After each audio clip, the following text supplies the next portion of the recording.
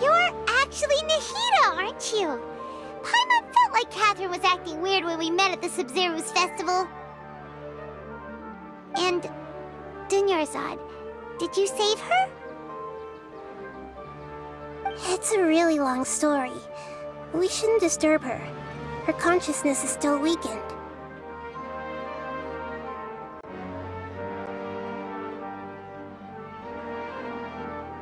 Let's chat somewhere else. How about by the Traveler's favorite bench?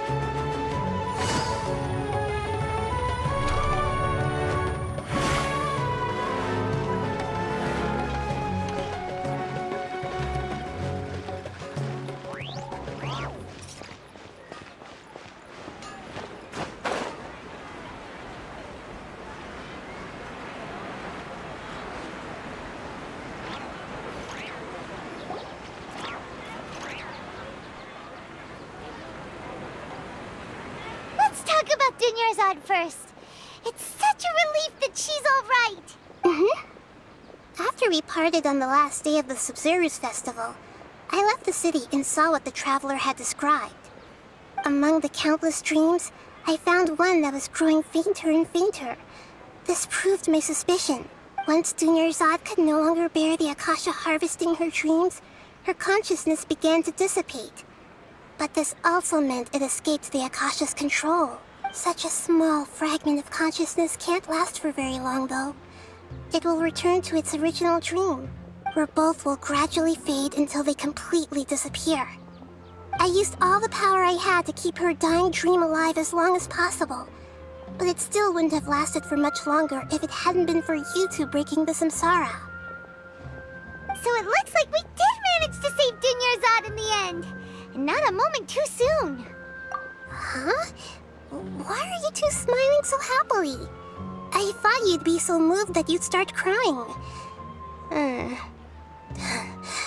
need to spend more time observing human emotions. Both are fine. Everyone reacts differently. All right. You two must have a lot of other questions for me, right? After all, you saved my faithful believer. As your reward, I will answer any and all questions. To be accurate, I'm using the Akasha as a medium to occupy Catherine's consciousness. How did you do that? Poor Catherine. Does this mean you can also occupy other people's consciousnesses? Theoretically, I can enter anyone's mind as long as they're wearing their Akasha terminal. The Akasha is the legacy of Greater Lord Rukkhadevata. As Lesser Lord Kusanali and the first Akasha terminal, my consciousness has always been linked to the Akasha. I've always respected my people's free will, so I've never actually occupied their consciousness. When necessary, I just borrow this bionic Snezhnayan puppet. Hold on. Did we just learn some deep, dark secret? So Catherine is... No wonder Paimon felt something was off about her. What about your own body? Why do you need to borrow other people's? Don't you live in the sanctuary of Surasthana? That story begins a long time ago. After Greater Lord Rukkhadevata disappeared, the sages found my newly born self and took me back to Sumeru. At that time, I was young and weak. The sages kept me in the sanctuary of Surasthana, ostensibly for the sake of protecting me. But I've hardly heard from them since. However, I do understand that they had hoped to find Greater Lord Rukkhadevata instead of me, a symbol of her passing. So, the sages basically put their new Archon under house arrest? How dare they! Why don't you teach them a lesson, Nahida? In some ways, they aren't wrong. Greater Lord Rukkhadevata was omniscient and omnipotent. Even after her death, the Akasha is still empowering this nation. And I'm still really far away from being able to call myself the God of Wisdom. Moreover, the Academia is also more proficient at governing this country. My existence has little meaning. Yeah, you got a lot of believers. Just look at the Sub-Zero's festival. Everyone who showed up truly loves you. Thank you for the kind words. But I honestly don't need physical freedom as long as I can connect my consciousness to the Akasha. Trying to find a way to save Irminsul is my life's mission and top priority. I will work on that, and try to live up to being a deity in the meantime.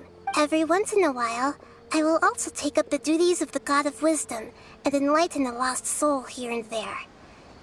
Doing all that should be enough. You mean how the Akasha stops you from having dreams? Yeah, it's been such a long time. No one's noticed something's up? It's not that no one noticed. It's more like no one cared. Ultimately, it's all rooted in the sage's misdirection. Misdirection? The sages convinced everyone to believe that being unable to dream is a sign of rationality and wisdom.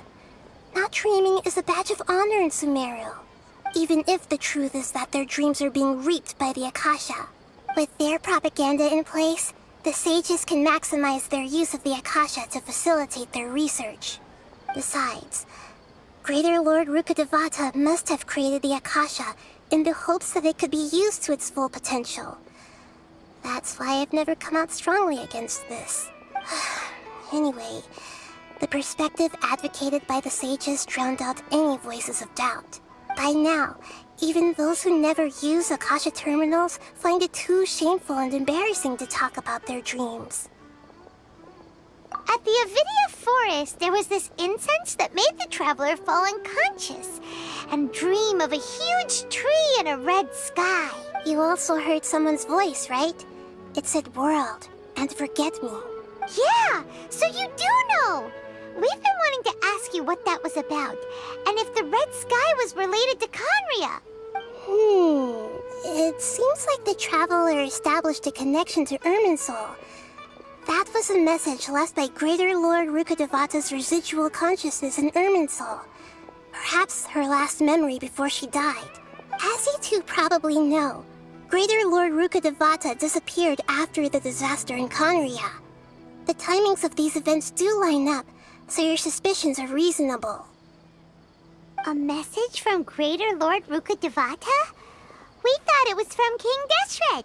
King Deshret? That god who died even longer ago?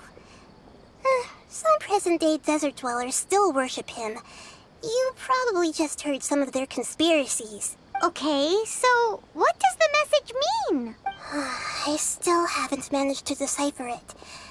Even the Akasha isn't currently capable of doing that. Greater Lord Rukkhadevata's residual consciousness in Irminsul seems to be contaminated with something that has a very dangerous aura to it. Many devoted scholars go mad as soon as they connect their consciousness. I've warned the Academia about this many times, but people still keep falling victim to it. But I believe this is the key to saving Irminsul. That's why I've kept trying to decipher it. So the tree in the vision was Irminsul? Oh, Tainari also said that Irminsul is sick! Is it because of the contaminated consciousness? But even if you can't figure out what that vision was all about, it seems like our search for you was all in vain. The traveler wasn't affected after coming in contact with that consciousness. I've never seen anyone like that. With you here, we may have a chance at deciphering it. No, we must decipher its secrets. I've already eliminated all other factors that might affect Irminsul. This is the only one left. This puzzle has life and death at stake. It could determine Irminsul's fate, as well as Tevat's. Got it. I hope my answers were satisfactory, seekers of knowledge. To be honest, maintaining Dunyarzad's fading dream took a lot of mental energy. I think I may need to rest for a while. Oh, and you don't need to worry too much about the sage's activities for now. The Akasha won't be able to conduct another project on the scale of the Sumeru Samsara in the immediate future. Go and get some sleep. Leave everything to us. What a relief. This is truly the most exhausting birthday I've ever had. Traveler? Paimon? Why am I here? Do either of you know? Maybe you were sleepwalking. You know you can't wake up a sleepwalker. We happened to walk by, so we thought we'd wait for you to wake up. I see. I should visit my maintenance personnel sometime. Oh, I'm fine. I better go. Thank you. We've spent quite some time in Sumeru City, but ever since we last said goodbye to Lesser Lord Kusanali, we haven't heard anything from her. Oh, we can't just keep waiting around like this. Let's go find Catherine and pick up some work so we can at least keep ourselves busy.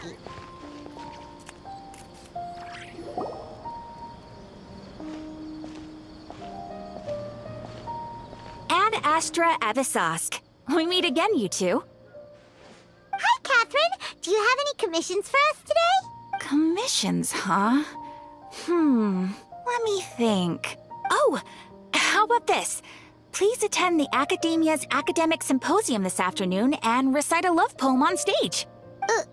Wait, say what now? And if possible, please also use your camera to capture the reaction of the audience upon finishing the poem. Huh? What kind of commission is that? I see. It appears that you're not interested in this commission. In that case, please go to Port Armos and convince the Eremites there to spend some time volunteering at the local orphanage. Hey, that's not any better. I'm sure the mercenaries will have some interesting reactions as well. Paimon's gotta ask, just who exactly has been submitting these commissions to the Adventurers Guild? Oh, the commissioner?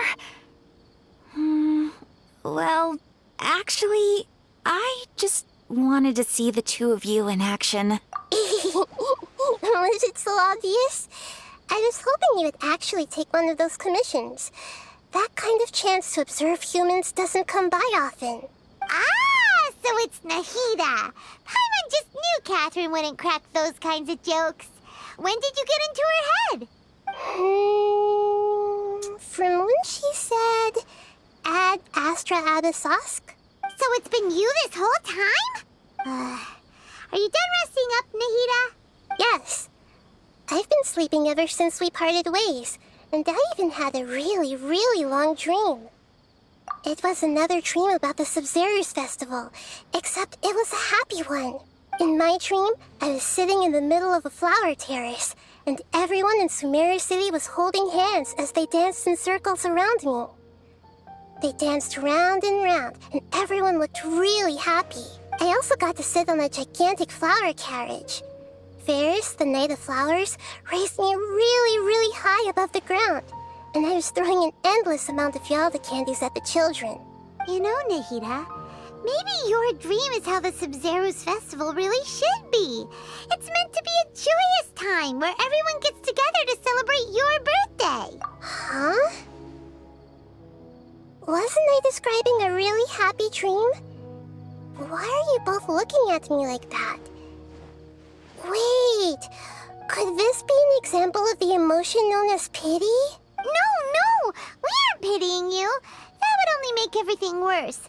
We just don't want you to feel too sad. By the way, have you had a chance to visit Dunyarzad? How's she doing? The Homiyanis haven't allowed any visitors after the festival, so we haven't been able to check on her. Yes, I paid her a visit right after I woke up. She was resting at the time. Her condition is stabilized. However, since Elazar is a manifestation of the withering on the human body, we can only cure it by finding a way to take care of Irminsul's own withering. But for the moment, our top focus should still be figuring out what the sages are up to and what they're planning. Right. Who knows what'll happen if they manage to pull off another scheme like the Samsara of the Sumeru's festival?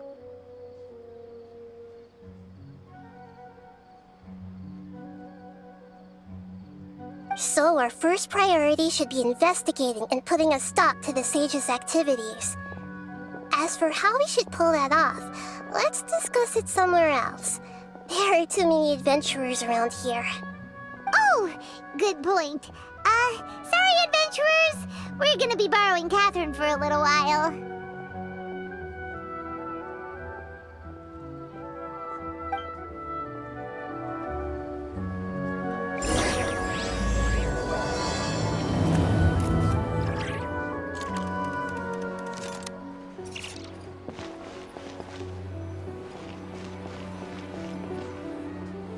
Let's continue our chat here. Okay, so do you have any ideas on how we can investigate the sages, Nahida?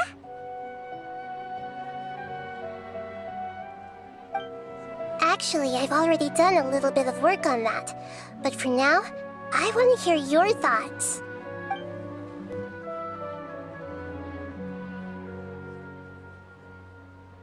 No way, that's too risky.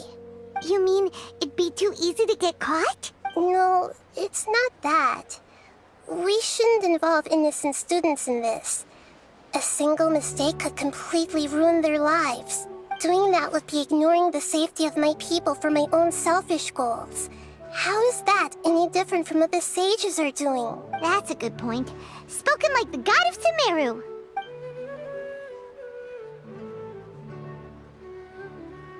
We're in the dark as of now.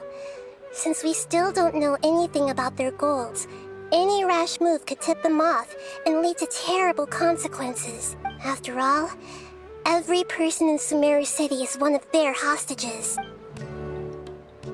I've already tried that, but all the key members of the Academia, even the core of 30 guards, intentionally avoid wearing their Akasha terminals. It seems that from the very beginning, they've been guarding against info leaks from the Akasha.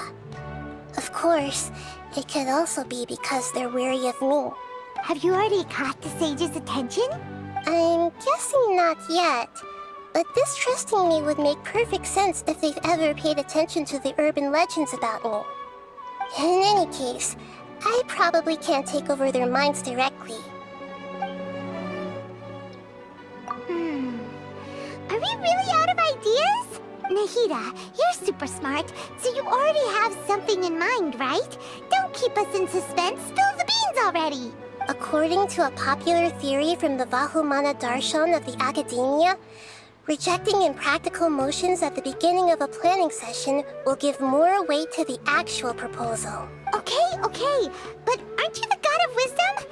You don't have to use that kind of gimmick to make us take your ideas seriously. Well, I've been thinking that if I can't directly possess the leaders, and if I can't get ordinary people involved, then I should find someone who's already involved, but hasn't decided to side with the sages. You're saying we should recruit a spy? That does sound like it could work. Oh, before coming back, we met someone named Alhaitham. He seems like he acts alone, and he likes doing stuff behind the Academia's back. They probably aren't in cahoots. Actually, I already have someone in mind. Do you still remember that female scholar named Sataria? Sataria. Paimon remembers now. Isn't she the one who's always trailing behind the Grand Sage of the Academia? We ran into her basically every time the Sumeru Festival repeated itself. You could even say we're old enemies by now. Paimon still remembers the smug and mean way she always spoke to Nilu.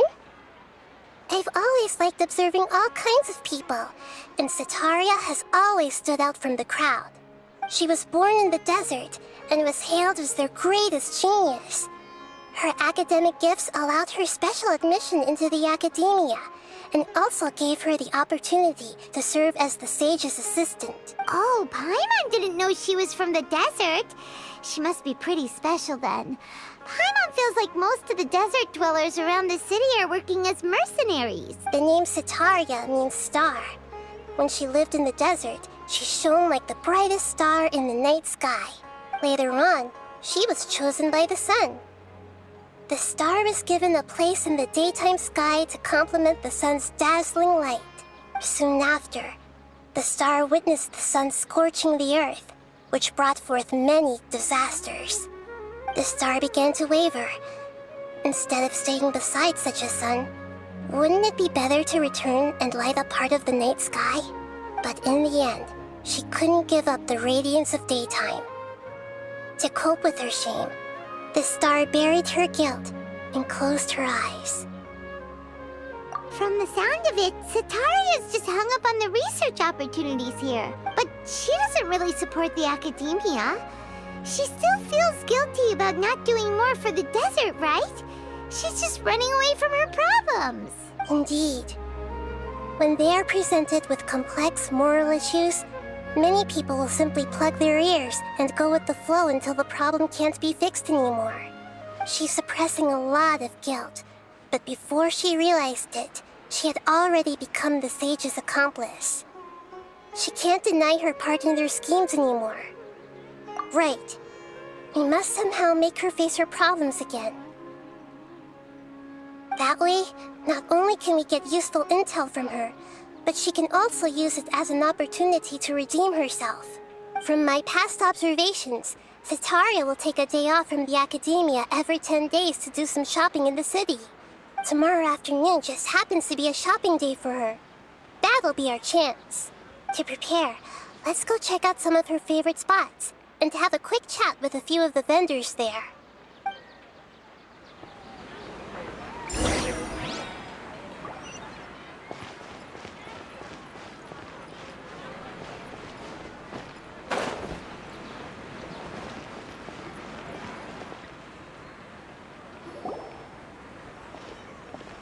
This should be Sataria's favorite fortune-telling spot.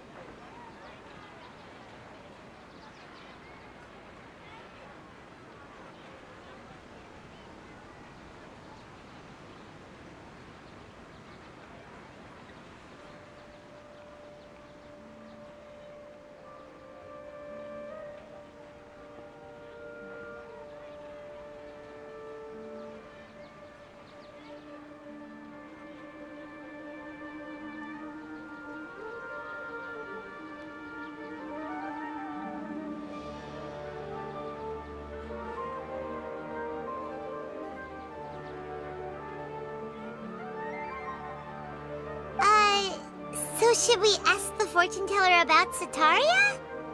No, I already have enough information on Sataria. The most important thing now is for you to pay attention to the vendor's talking style and key characteristics.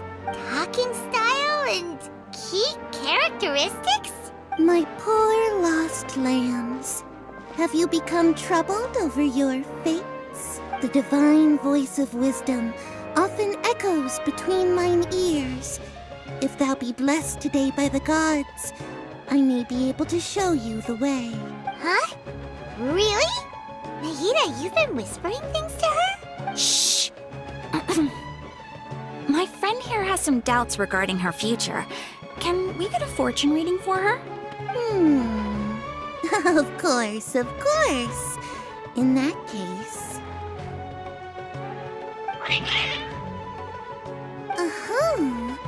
It would seem that Harut and Marut are quite wary of you. Perhaps, at some time in the past, you have somehow offended the gods. Only mocking the god of Animo, questioning the lord of Geo's financial savviness, and brawling with the god of Electro. Do those count?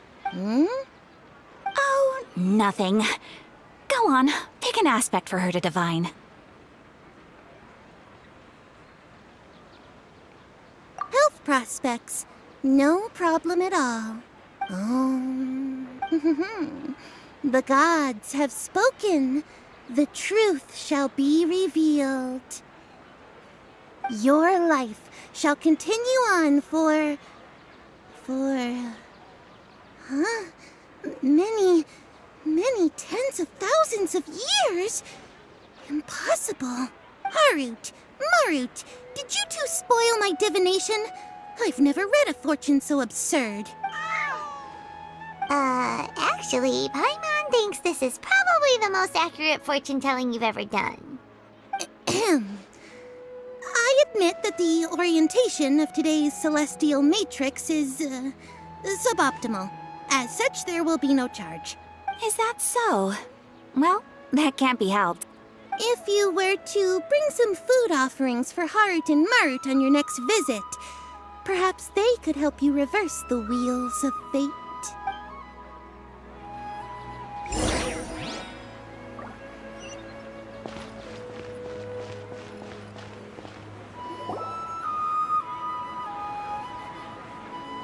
Is this another one of Sataria's favorite stalls?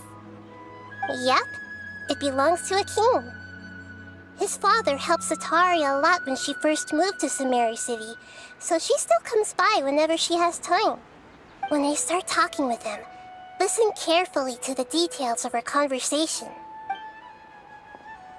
Ah, dear customers! Would you like to look at some pottery? We caught wind of your great craftsmanship, so we specifically came to take a look. Oh, I recognize you. Aren't you Miss Catherine from the Adventurers Guild? Sounds like I'm in for some big business. Speaking of, where did you learn this trade? I suppose you could say it all started with my dad. He's a mason by trade, but I picked up an interest in clay while apprenticing for him.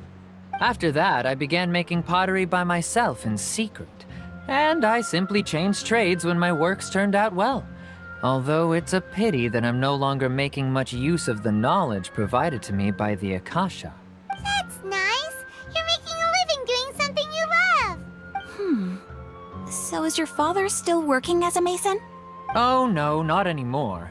A few years back, he fell from a roof and broke his leg. Since he had already saved enough mora over all these years, he's just enjoying the retired life in Port Ormos nowadays. I see. We wish him peace and happiness in his retirement. I'll have someone in charge of logistics at the guild come by another day for some goods. We'll leave you to it. Take care now. No problem. Rest easy, all our goods are sure to meet your every need.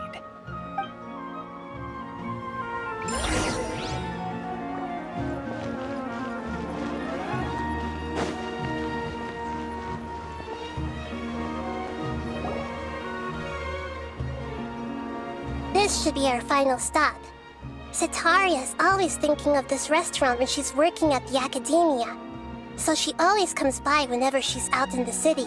Nahida, you've really thought of everything. It's my duty to protect Sumeru's citizens, after all. Hi there. I feel like I've seen you down by the docks before. Huh? Sorry, I don't quite remember. If I recall, you were having a discussion with someone about shipbuilding at the time. Ah, that's right! I've always been really interested in feats of marine engineering. After all, I grew up in Liyue Harbor and spent my entire childhood staring at the ships going in and out of the port. I came to Sumeru to study, but failed to make it into the academia due to my lack of talent. But I'm still discussing all kinds of problems with different scholars. And I'm continuing to study and perform research from the restaurant's basement. I'm sure I'll get into the academia after their next round of exams. What an admirable spirit for learning. Amazing. Sure, but you'll find hardworking people wherever you go. So this restaurant has a basement as well? Huh. First I've heard of it. That's right. It's not usually open to patrons. Most of the time, employees use it for breaks or to hold private events. I see. Guess that makes sense.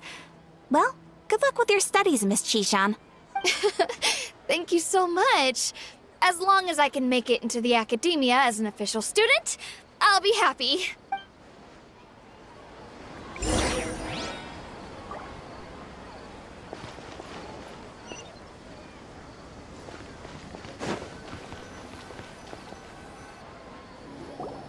So, was that everybody? Mm-hmm. 3 familiar faces should be enough for Sataria. What's the point of all the information we've collected?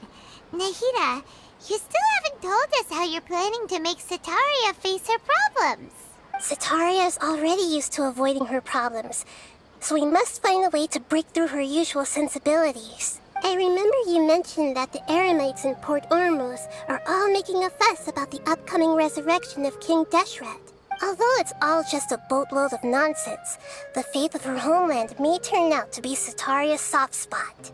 Oh, Paimon gets it now!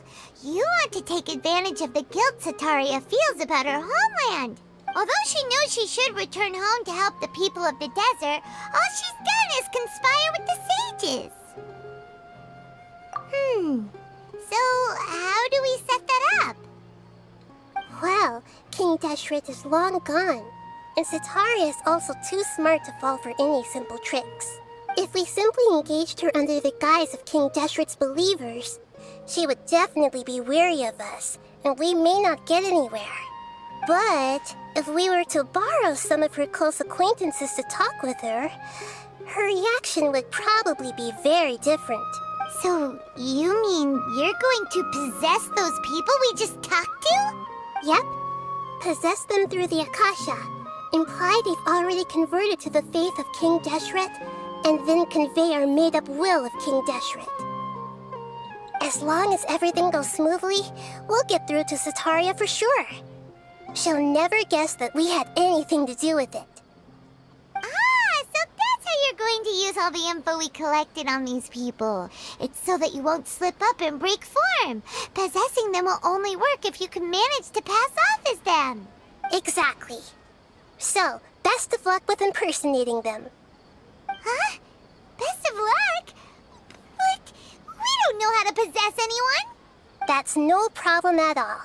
I'll just share all their senses with you once I've possessed them. As long as you're also wearing an Akasha terminal, the effect will basically be as if you've possessed them yourself. Huh. That is pretty convenient. But why does she have to do this? Can't you do it yourself? Although I've been observing humans for a while, I've never been good at imitating them. You're not wrong. It's always been painfully obvious whenever you try to pass as Catherine. If it was at all possible, I would have preferred to leave these people alone. But seeing how things are now, I probably should just accept it and push on. Yeah, don't beat yourself up over it. We're only doing this to help everyone, and we'll only be borrowing them for a little while anyway. Alright, then let's give it a go tomorrow afternoon.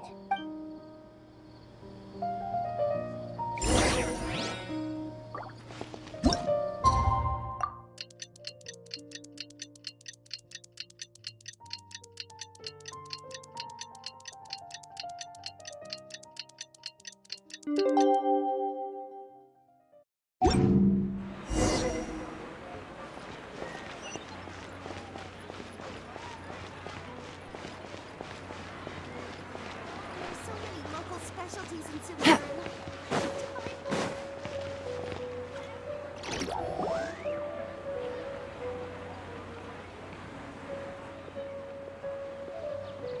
Oh, here she comes. Sataria's here. Let's quietly follow her. Once she starts talking to her acquaintances, we'll find a safe spot to begin possessing them. As for how we'll sway her to our side, I'll leave that to you. I trust you'll know what to say. Paimon's starting to feel kind of nervous. Okay, let's go. Looks like they've already started talking. Let's find a hiding spot and get started.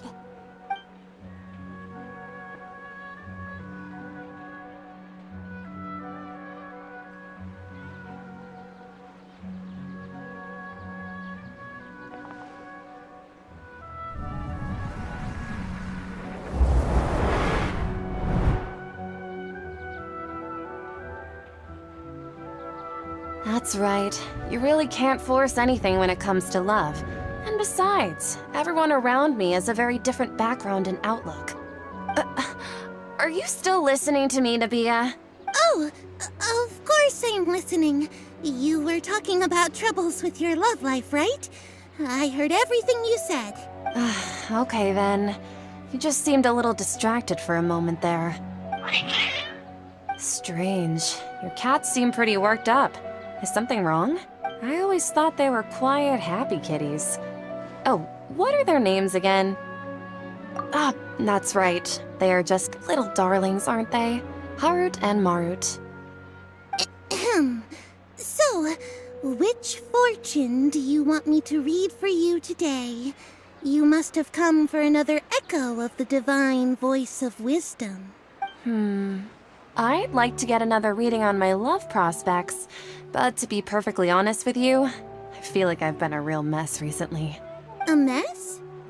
Well, could you do a reading on how long it'll take me to finish my current project at work? I really just want to get it over with. I hear you. No problem at all. The gods will reveal the truth.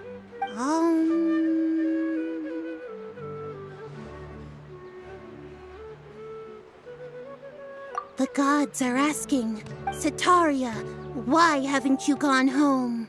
Why haven't I gone home? Do the gods really know everything I've been thinking about?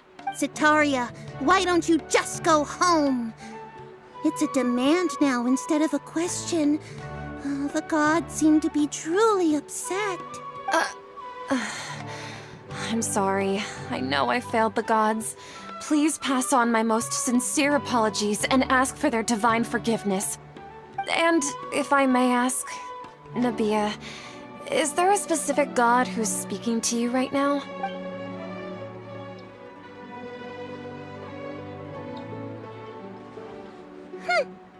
What an inconsiderate and naive question.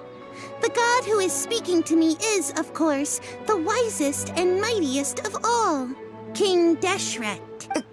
King Deshret? No wonder he would make such a demand of me. Wait a second. King Deshret passed away a long time ago. Even though news of King Deshret's resurrection has been spreading like wildfire, it's all just a misinformation campaign from the academia. How can King Deshret still exist in real life? What insolence! I am King Deshret's most loyal believer. Do you wish to refute his voice of wisdom?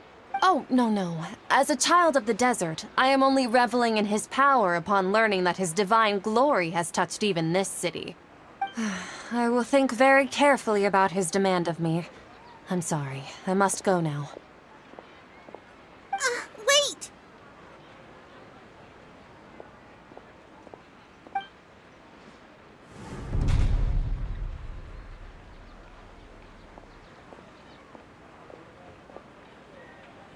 Whoa! She just ran off in a hurry. She looked pretty upset, too. Well done. Setaria didn't seem to suspect anything amiss. To have something she's been trying desperately to avoid show up out of nowhere and berate her, that must have shaken her to the core. Aw, Nahida, it seems like you understand human emotions really well after all. All I know are some abstract Haravatot theories. In any case, my time with you has shown a lot of them to be utterly useless. I'm still trying to make sense of everything. Anyway, enough of that. Let's hurry and catch up to Setaria.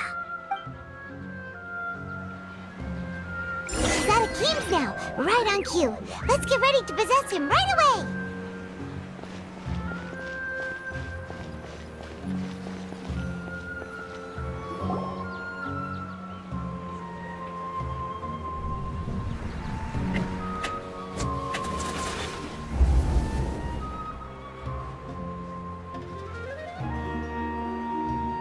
It's okay. I just got caught up in something.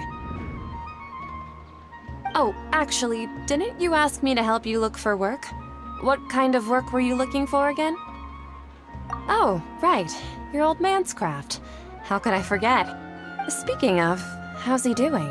Is he feeling any better? Oh, that's good to hear. I've been thinking a lot about him. If I could get some more time off, I'd love to pay him a visit. Actually, while we're talking about him, is he still living in Port Ormos? Yeah, he's been retired there for a while. If you could find the time, please write him a letter. Let him know that recently, faith in King Deshret has taken root in Port Ormos and has begun to spread across Sumeru.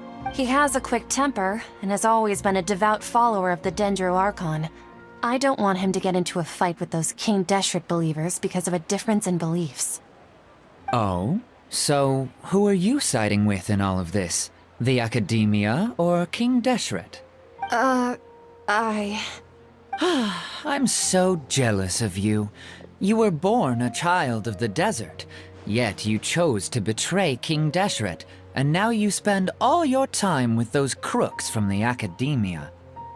Akeem, you don't mean you've also become a believer of King Deshret? What's so strange about becoming a believer of the wise King Deshret? In fact, aren't you the strange one? The one who still can't pick a side? Can't pick a side? Me? Whoa! Paimon had no idea you'd be so good at this! You really zeroed in on the issue and put it right in front of her. It might feel a bit overwhelming for Setaria. But once everything is over, I'll be sure to pay her a visit to her mind and explain everything. Anyway, let's keep going.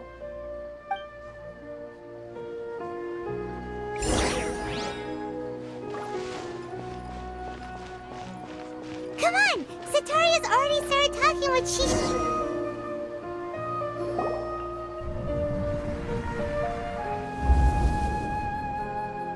So, Shishan, have you noticed anything weird in the city lately?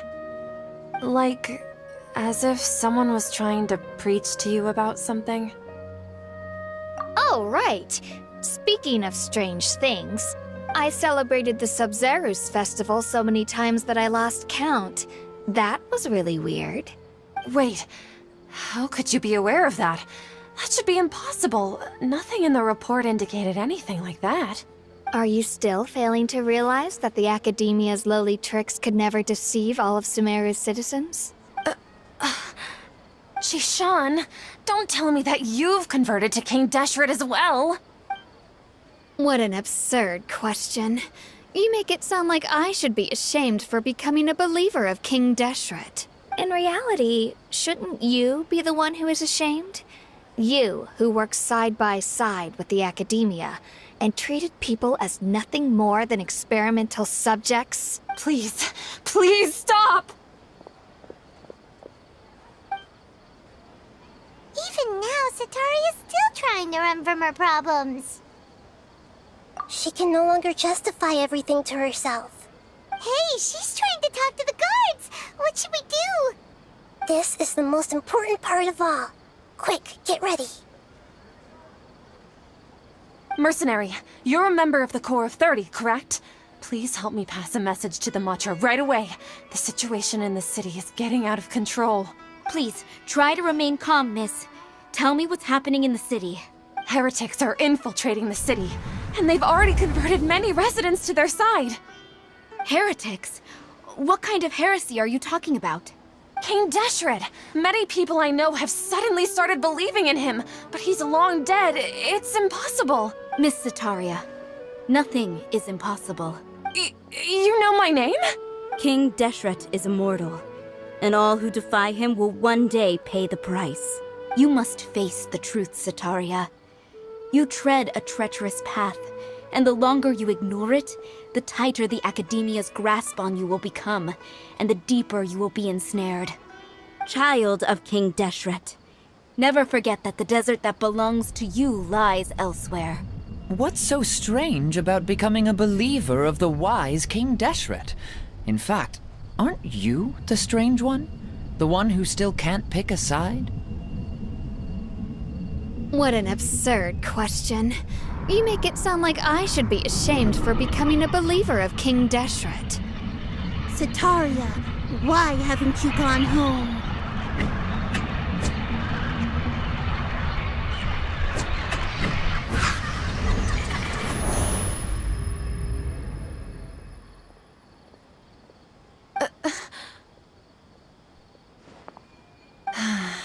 It seems that no matter where I run, I only keep finding more believers of King Deshret. I have to say, this is a familiar feeling. I've also been running from my guilt this whole time. Guilt over my part in the sage's plans, and from ignoring the letters from the children of my homeland. But no matter how much I may try to ignore or get rid of it, my guilt always comes back. You won't necessarily lose your research opportunities by facing the truth. Besides, did you really want to conduct your research while carrying such heavy feelings of guilt? How do you know me so well? Are you truly just a believer of King Deshret?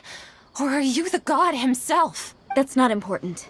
The important thing is to pass judgment on the academia and its sages, and to correct their mistakes. If you could provide some assistance in this matter, perhaps it could serve as a form of atonement. I've actually never believed in the gods, but I've always believed in serendipity. Your appearance must be a fated opportunity for me to get out of this wretched situation. Please tell me, what can I do for you? How much do you know about the sage's current activities? I was just one of the designers for the massed dream harvest scheme, which is what happened around the Sumeru festival. But I know very little about the full scope of the overall project. I'd assume that only staff with the highest clearance would have access to those confidential documents. I've just been working to meet the Grand Sage's specified requirements. However, there's something that's been really bothering me.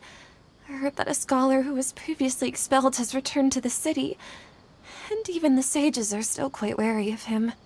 To fight against the academia, we will need to figure out the nature and the purpose of their work. Is there a way for us to get access to the confidential documents you mentioned? It should be possible if we're willing to take some risks. After all, I'm an assistant to the Grand Sage, and I've been working on many tasks outside of the project. One thing, though, I won't be able to transfer the documents to you through the Akasha once I get my hands on them. The sages have always closely monitored all activities within the Akasha. Let me see... let's use the most primitive method. Send someone to pick up the documents tomorrow evening at the Academia entrance. The Academia entrance? Wouldn't that be too conspicuous? Don't worry about that. I assure you, this won't be a trap. I'm only suggesting this location because it'll draw more scrutiny for me to leave the Academia again. It'll be safest for me to distract the guards long enough to hand you the documents. All right, I trust you.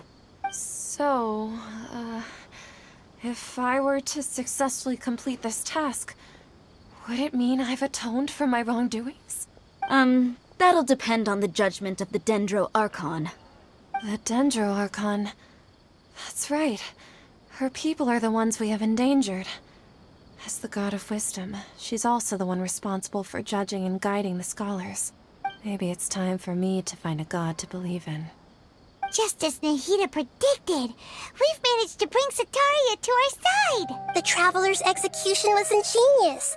She's the one who deserves all the praise. Well, now that we've made plans to meet again tomorrow evening, all we can do is pray for Sataria's mission to go off without a hitch.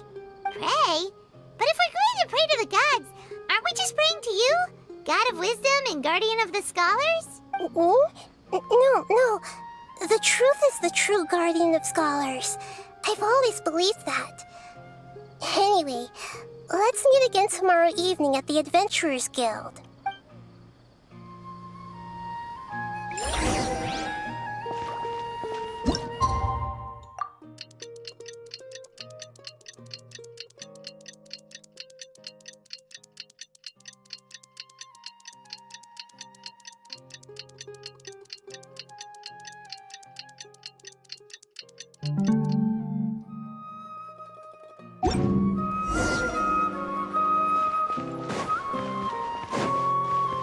Take it easy.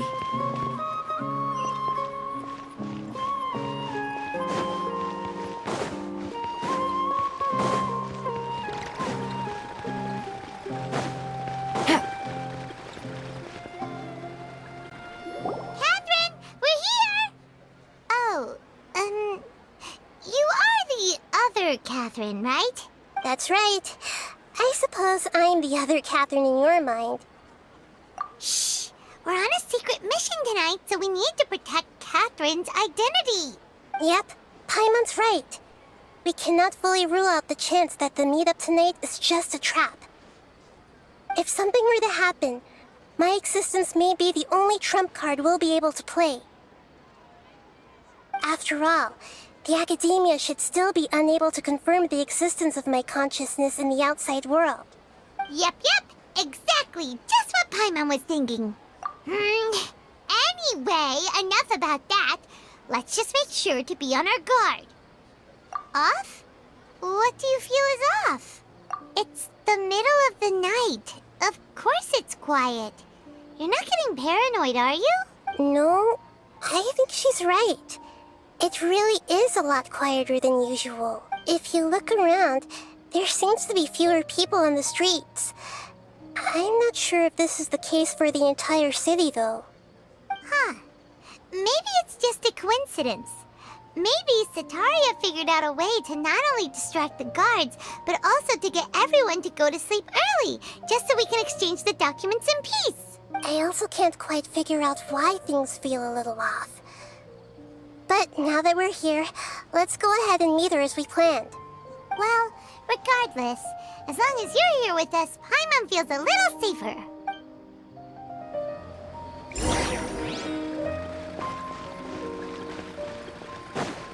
Huh. There really aren't many people out right now. Let's hope it'll be this quiet in front of the academia, and that Sataria managed to distract all the guards.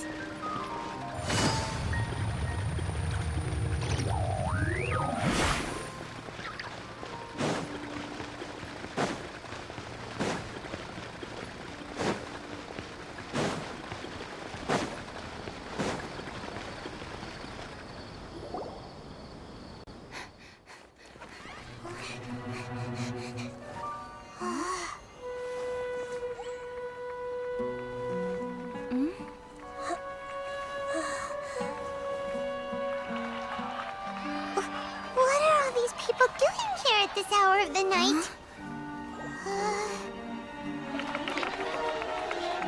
Ah, the triumphant hero returns at last. And to a rather spectacular welcome, even if I do say so myself. You're the outcast, expelled from the academia. Indeed I am. Although these days they tend to call me the Doctor.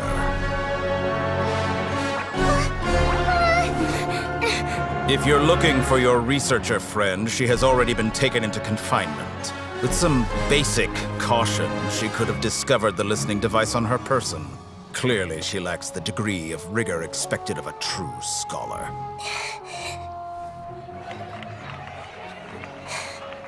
The people of Sumeru City. What have you done to them? I simply made some minor adjustments to their Akasha terminals. Now they can deposit information directly into the subconscious. As you can see, all these lovely people now believe this traveler is a hero who has just saved the world. My experiment is a success. And now it seems they can no longer hold back their sheer adoration. No, what should we do? These are all just regular people. Leave now. You need to get out of here. But that guy's a Fatui Harbinger. We can't just leave you here. Nor can I abandon the people of Sumeru.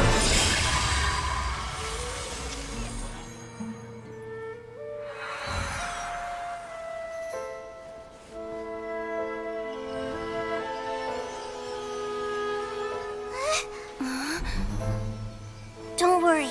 We'll meet again outside of the city.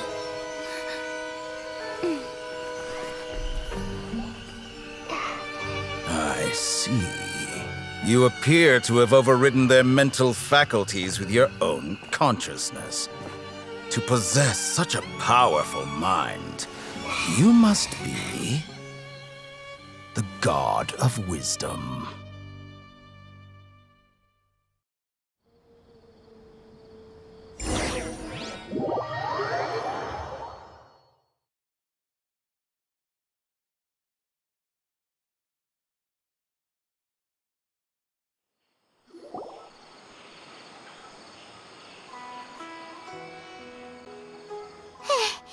This should be far enough.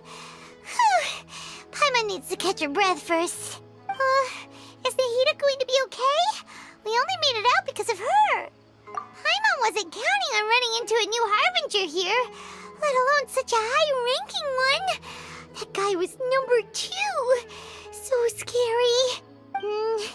He called himself the Doctor. Remember, Tainari told us about him. Sataria did say that someone who once got expelled from the Academia came back recently, and that even the sages are wary of him. Yep, sounds like she must have been talking about the Doctor. Yeah, now that the Doctor's in the picture, we're no longer just dealing with the Academia. They're in cahoots with the Fatui. But what are the Fatui after this time? Another Gnosis? Yeah, things would be a lot easier with Nahita's help. Nahita said we'll meet again outside of the city. But we can't just keep waiting around, right? You mean... Oh, right! Wasn't he invited by the sages to work on some project when we were staying with him in the Vidia Forest? That has to be the same project. Even though he turned it down at the time, he might still know something. There's no time to lose. Let's go to Gandharvaville.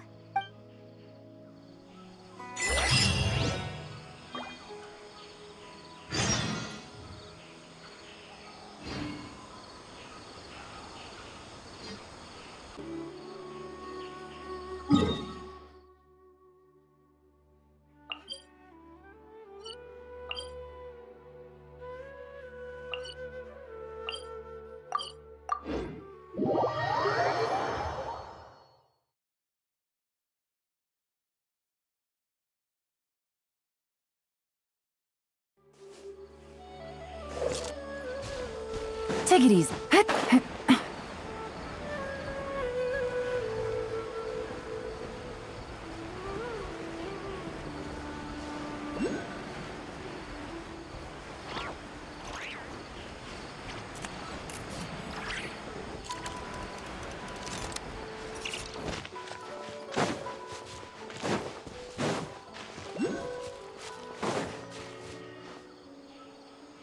Hold it right there. A blonde-haired traveler and a floating fairy. We've got you, all right. Take a look around. You've fallen right into our trap. Are you mercenaries from the Corps of 30? Did you come here to arrest us? Corps of 30? We're nothing like those government lapdogs who don't even get scraps for their work. We are an elite brigade that commands the highest commission rate in all of Sumeru. We're here on the orders of a client known only as the Outcast. The Outcast? An outcast from the Academia? But why wouldn't the Doctor just send the Fatui after us? Still wasting time on idle chit-chat. We'll shut you up soon enough. Get them! You're up, Traveler!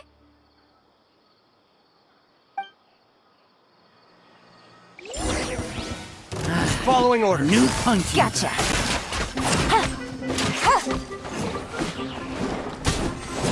Pyroclastic surge! New punching bag. Incinerate!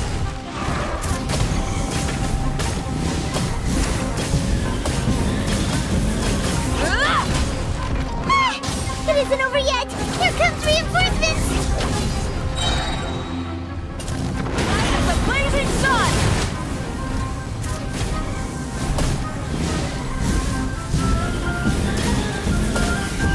Incinerate!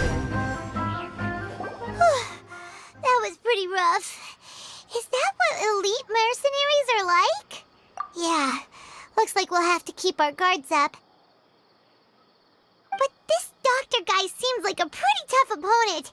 He knew exactly where to set up an ambush. Did he predict that we would try to find Tainari? Going up against smart people is tough. Anyway, let's keep going.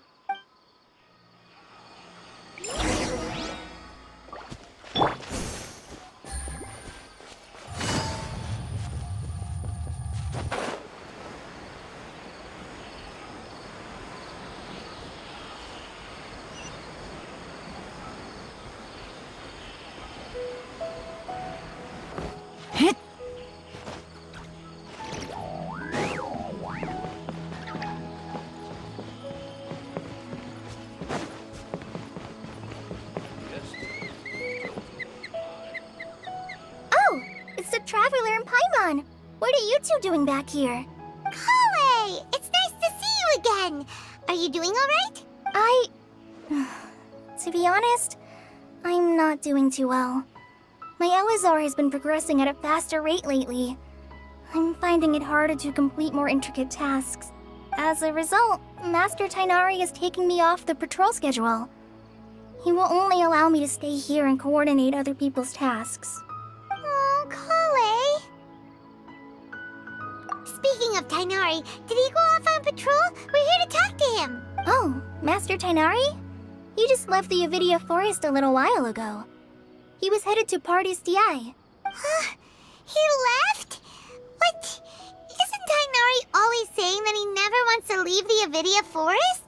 He even turned down the Sage's invitation. I thought it was weird too. Master Tainari always prioritizes his work as a forest watcher above everything.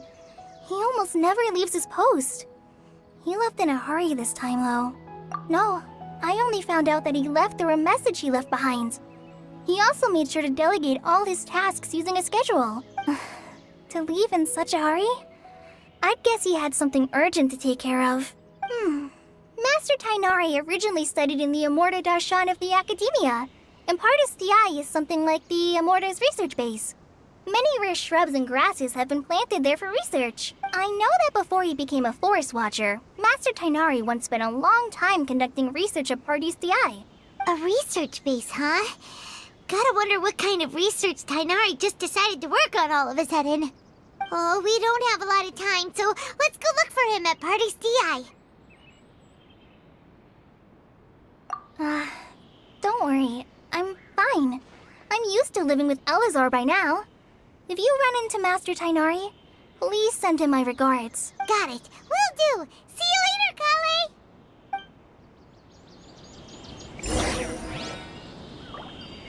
How many rubies mushrooms do I...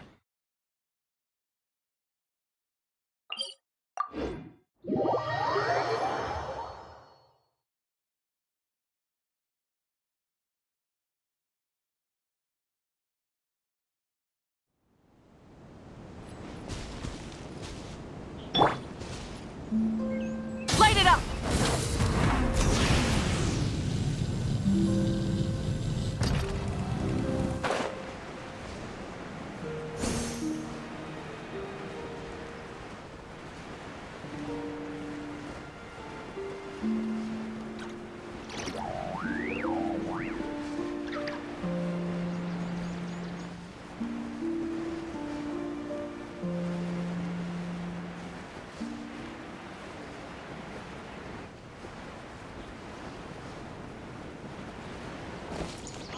Burn it down!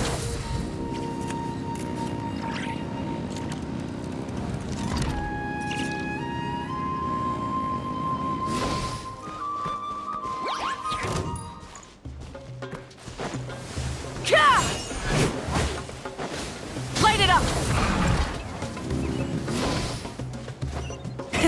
Rev the engines!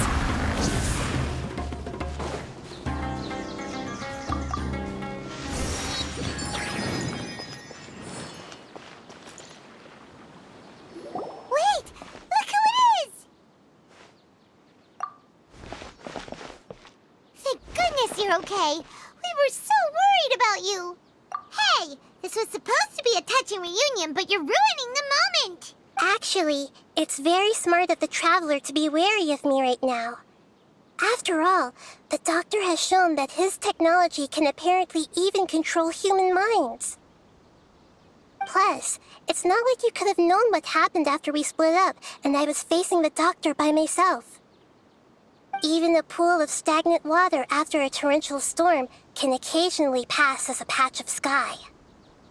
Paimon feels like only the real Nahida could come up with such an obscure analogy. Huh? But I wasn't trying to win your trust or anything. All I wanted was to clarify my point.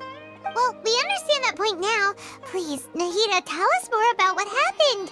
Are those poor people all right? When you left, I was still in the middle of restoring everyone's minds. Thankfully, when the Doctor mentioned depositing information into the subconscious, he didn't mean engraving information into their minds. Instead, he did something closer to creating hallucinations. That was still within my power to fix. Luckily, I managed to finish my restorations and mind jump away from him just as he was about to capture me. Whew. What a relief. The doctor sure pulled out some hidden cards, but good thing we had Nahida with us. I wouldn't be relieved just yet. I gave away my true identity when I restored everyone's minds, which means we've lost another one of our trump cards. Also, the doctor is already an expert at modifying Akasha terminals. Maybe it's only a matter of time until he captures my consciousness inside the Akasha. Would that mean you'd no longer be able to jump between minds? Then how do we stop him? He's still at the academia, so it's possible he already started messing with the Akasha. Ugh, it feels like he's toying with us. What a nasty piece of work. Plus, the doctor's combat ability alone is apparently enough to make him worthy of being number 2 of the Fatui. We shouldn't give up hope just yet. Let's try to find another way to attack this problem. Actually, Nahida, how did you know we were trying to get to Party's Di? Have you been waiting for us? Yes, I have. I can see the traveler's elemental energy, so I deduced your destination by looking at the direction you were moving in. You didn't come here for sightseeing, right? Did you find any leads? We're looking for a scholar we know. His name is Tainari, and the sages once tried to reach out to him. Why don't you come inside with us and see what we can find? Okay, let's just hope we won't get him into trouble.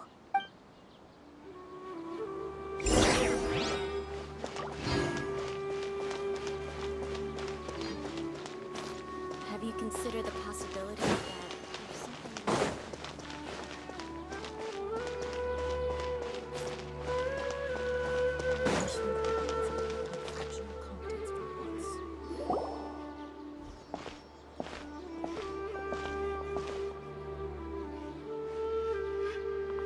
Traveler? It is you! Ah, it's Hypatia! Ah, what a pleasant surprise! It's so nice to see the two of you again. Who's this? She's a scholar we met in the Avidia Forest. When we last saw each other, she was still training in the... what's it called? Satyavada life? Oh, I see.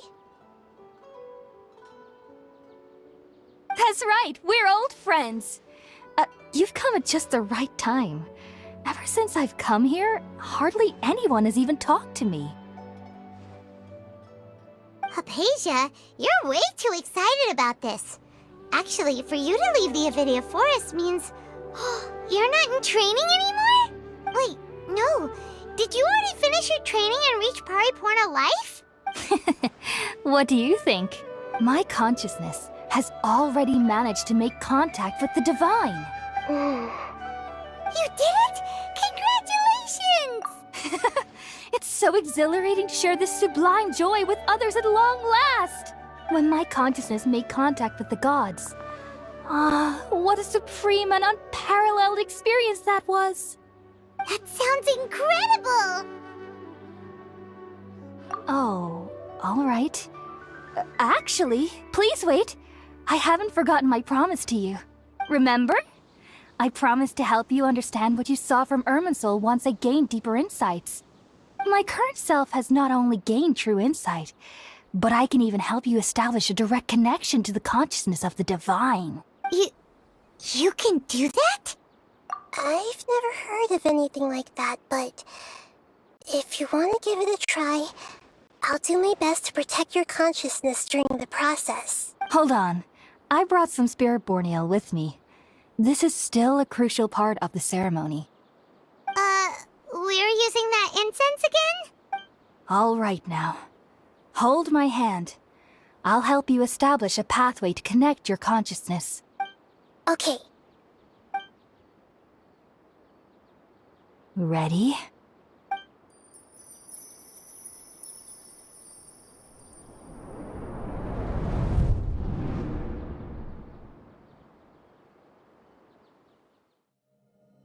It took 3 betrayals for me to finally understand. The world is just an elaborate tapestry of lies. My fury will never be quelled. The first to betray me was a god. My creator. My mother. Valuing strength above all, she saw no worth in me and I was discarded. The second was a human. My family. My friend.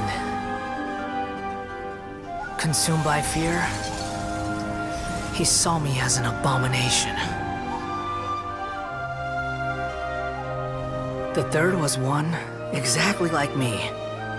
A hope for the future. A fledgling barely out of the nest. Powerless before his mortality, he broke his promise to me. Humans, they can't be trusted. And the gods fill me with pure loathing. So I said good riddance.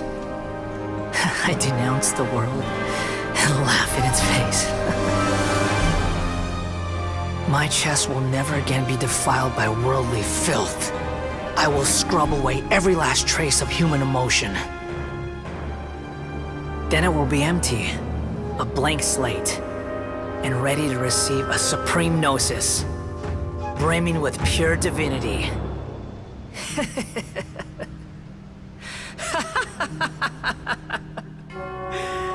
There is no need to fear. The pain will be brief. Your era is coming to an end.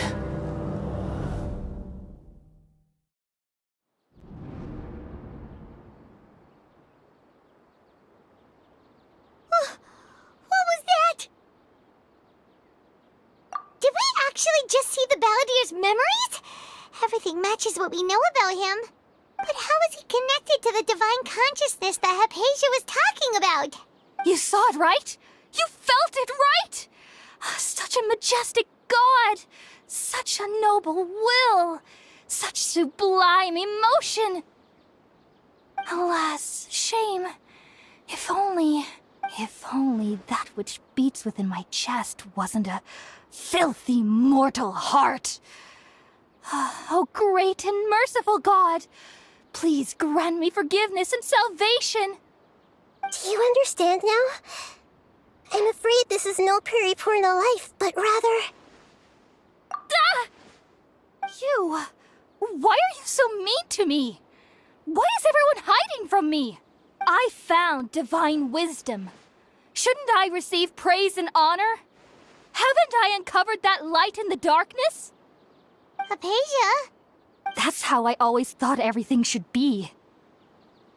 Wait. Have I...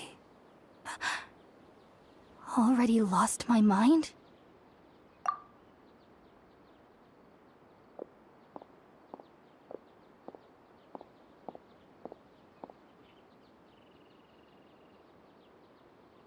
Wait, something isn't right.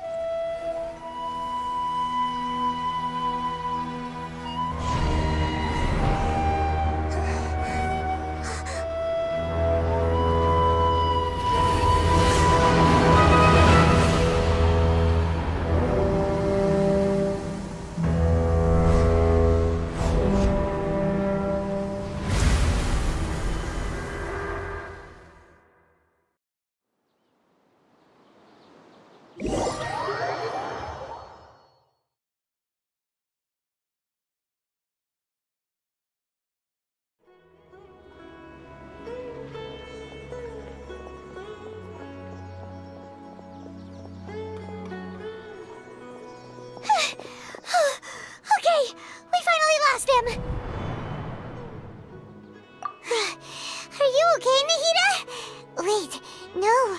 Something feels different. You're back! Oh, the Traveler's back? Nahida was controlling your body for a while. It seemed like she jumped over to you as an emergency measure right before the Catherine puppet was destroyed. After that, Tainari heard the commotion and came over. He helped us defeat the mercenaries and then he ran with us all the way here. What? You swapped places?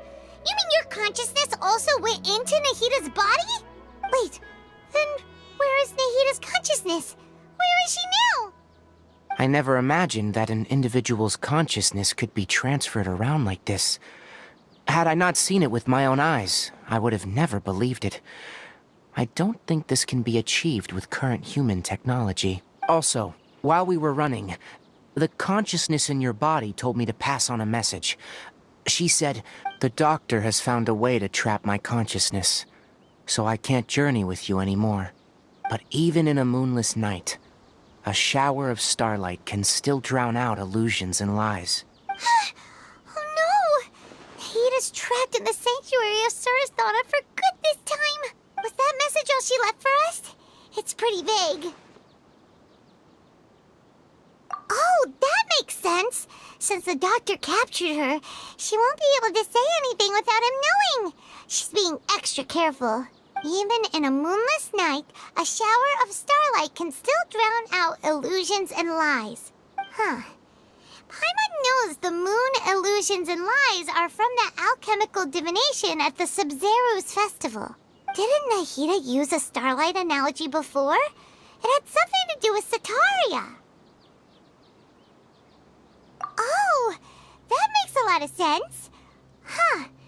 Do you think Nahida was telling us to go find help in the desert? But she isn't with us anymore. Think we'll be okay? Paimon, you said Sanctuary of Surasthana, correct? Does this mean that this Nahida you're talking about, the consciousness who was occupying the Traveler's body, is the Dendro Archon? Your guess is correct, but the situation's a bit complicated, so it's really hard for us to explain right now. That's all right. A scholar's curiosity doesn't need to be appeased right away.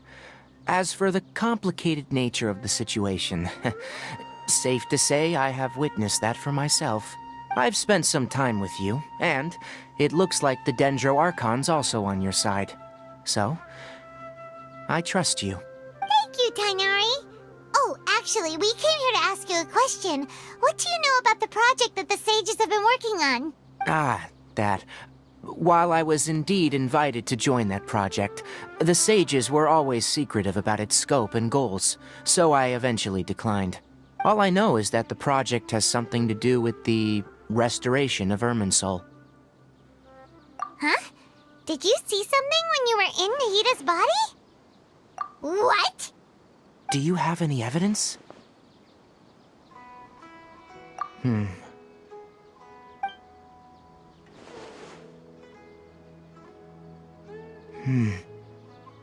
So that's what happened. That explains why Hypatia's symptoms were different from those of the other scholars who went mad. It's because she made contact with the consciousness of a new god who is still in the process of being born. Tainari, did you leave the Avidia Forest because of Hypatia? I did.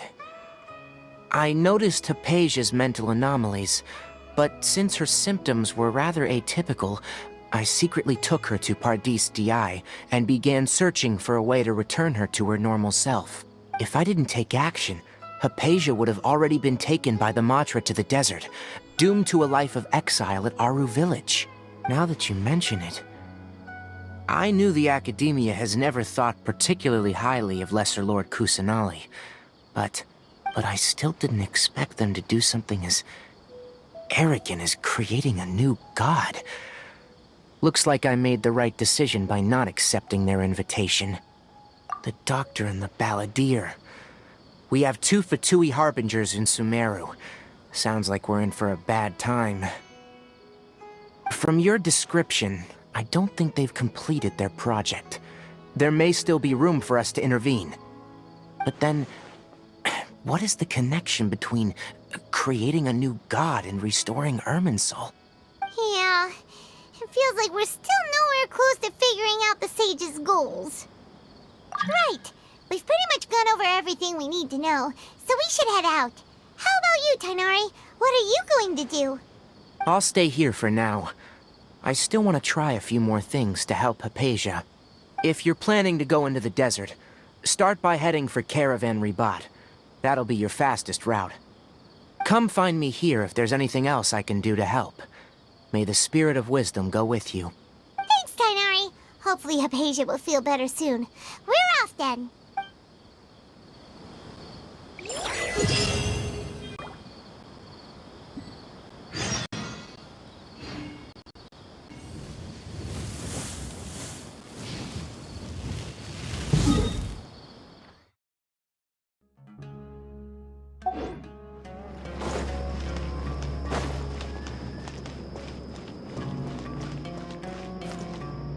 Because things are so, ergo they are such.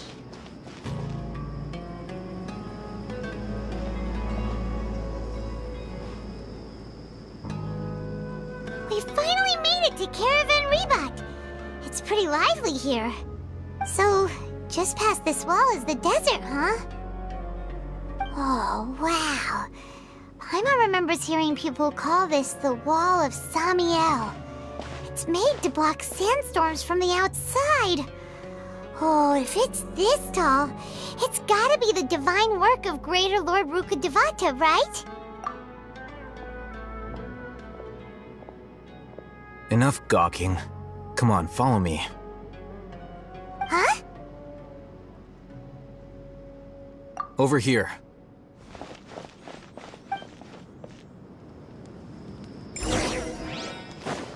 Oh, Haytham went that way! Let's hurry up and follow him. Wonder what he's up to.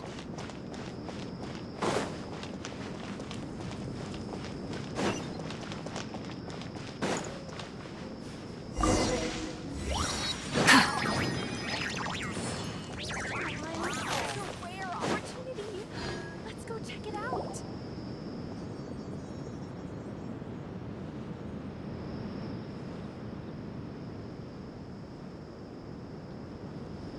What the? Where did she go?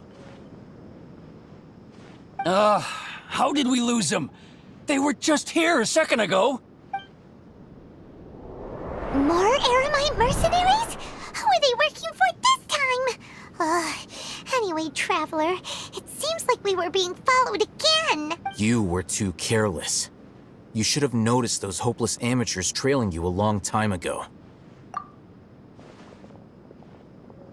There's no need to thank me. I've never cared to keep track of personal favors. All I did was correct a mistake I happened to come across. It's a habit I developed at the Academia. You really gave Paimon a scare, Alhaitham. We never thought we'd run into you here. Last time we met at Port Ormos, didn't you say you were going back to the Academia? Wait, don't tell Paimon that you're here to take us back on their orders! Oh, so you've already landed yourselves on the Academia's hit list. I can't say that I didn't expect it. However, had I wished to turn you over to the Academia, don't you think you'd already be the Eremites' honored guests by now? Oh, right. You do have a point. I have no interest in running errands for that project. As a scholar, I've always belonged to the camp that promotes researcher autonomy. And these days, you're more fascinating than anything the sages can offer. Not quite. To tell you the truth, I'm still investigating the Divine Knowledge Capsule. Unfortunately, I've run into some difficulties. Everyone says the capsule originated in the desert and was eventually moved to Port Ormos. If I am to get to the bottom of this, I must understand how the capsule first came to be. Which brings me back to you and why you're so interesting. The leader of Ain al-Ahmar used the Divine Knowledge Capsule right in front of you, and upon seeing him, your expression became perplexed, and you were lost in thought for quite some time. To have that kind of reaction, I think you must have realized something. Are you interested at all in sharing what you've been hiding from me? Alhaitham, You really have a ridiculous eye for detail. What kind of person even notices or remembers stuff like that? So that's your answer. Well, I do work for the academia after all. So considering that, it is indeed wise to keep your cards close to your chest. But that does prove you do have some undisclosed information about the Divine Knowledge Capsule. Am I right? No matter. Rather than simply learning the answers from you, I'd still prefer to investigate on my own. Speaking of, you two are also headed to the desert? That's right! We have the same plan as you! But we don't really have any concrete goals at the moment. Then I'd suggest starting with Aru Village. It's the largest settlement in the desert, so it'll probably have more resources and intel than anywhere else. Well, would you like to head there together? It's always better to travel with someone you know. Let's go!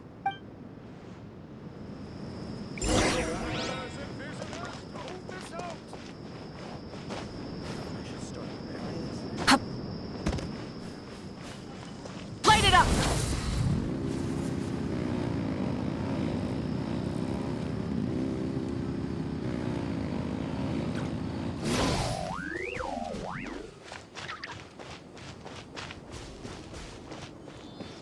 Burn it down!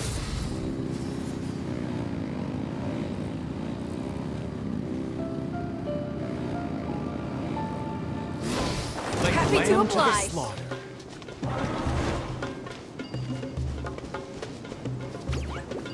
Rise with the sun! Full throttle!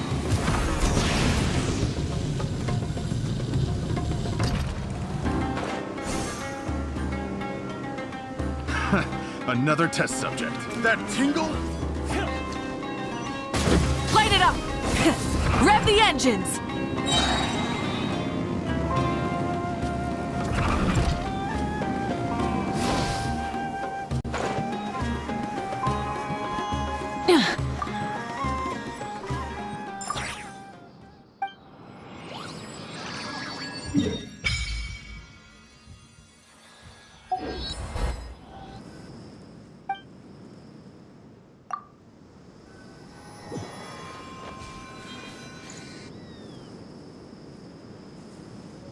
Before us lies Aru Village, the safe haven of the desert folk. Whoa, this landscape is really something else. What a cool place! Let's go check it out!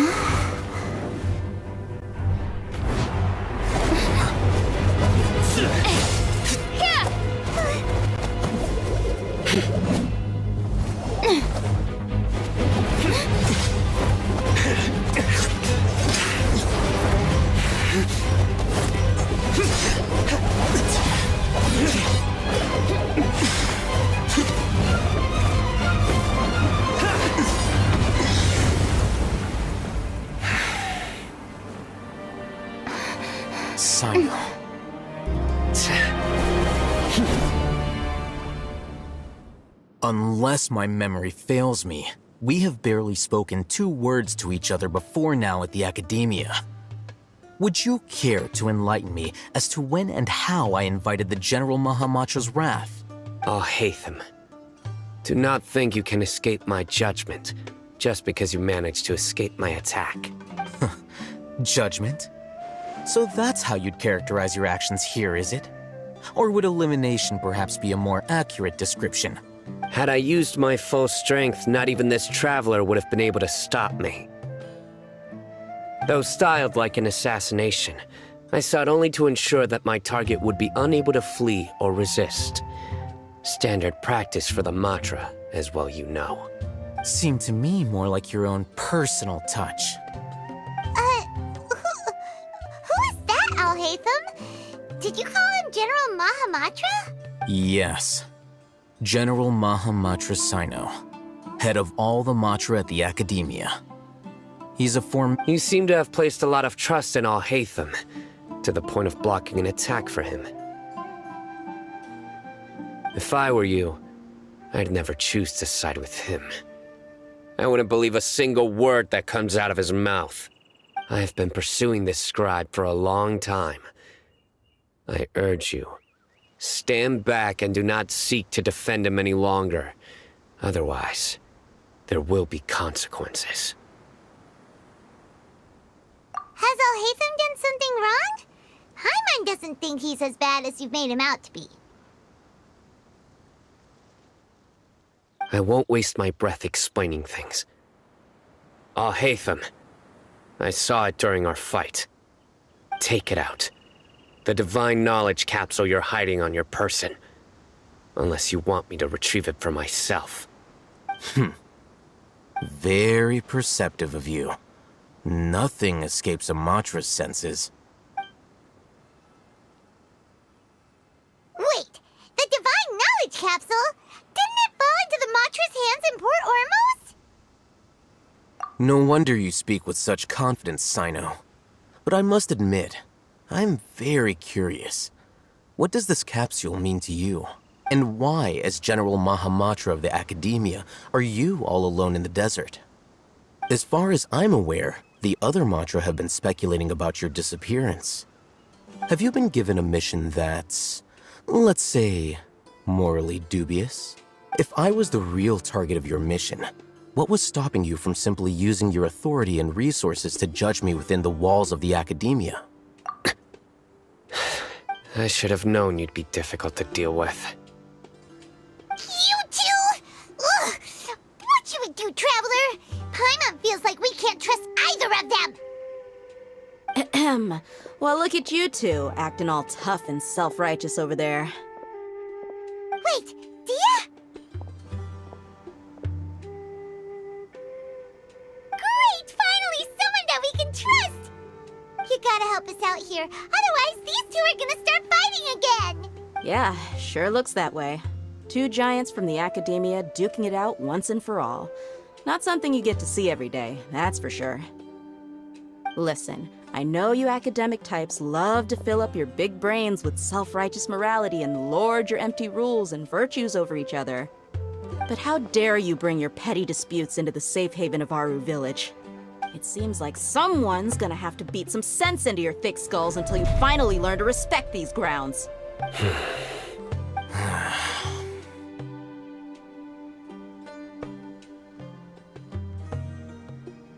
Hey, did either of you hear a word I just said?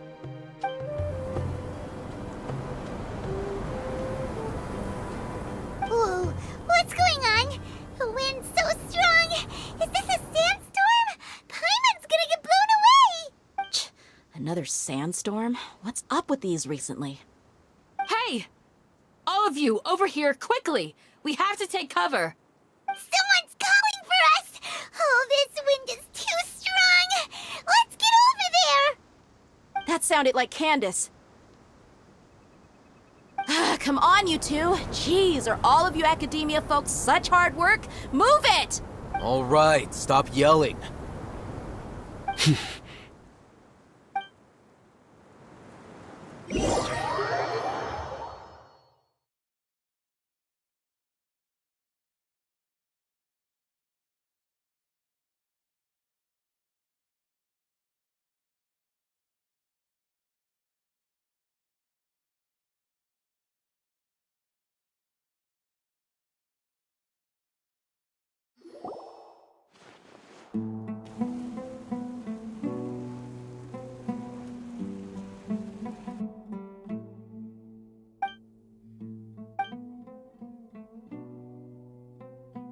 Well, this is pretty awkward. Hey, wanna play sardines with three people who wanna tear each other limb from limb? Sure, why not? Sounds fun. The air is so thick and heavy. Paimon can hardly keep floating anymore. My sincere apologies, everyone. This is the home of our village chief. I will have to ask you to make do with this small room until the sandstorm dies down. Please, let me introduce myself. I am Candace, protector of Aru Village. Our savior has come at last! Nice to meet you, Candace. The name's Paimon. Thank you so much for helping us. There's no need to thank me. It's only right to help each other when the weather gets rough. Wow, she's so gentle and caring, like a nice older sister. Unlike those guys over there. All right. Now that we're all better acquainted, we should return to the topic at hand. As a guardian charged with the responsibility to protect my fellow villagers from harm, I was observing your conflict from afar, even before the sandstorm started. And now that you have set foot within our village itself, it is all the more my responsibility to make absolutely sure that you pose no threat whatsoever to us.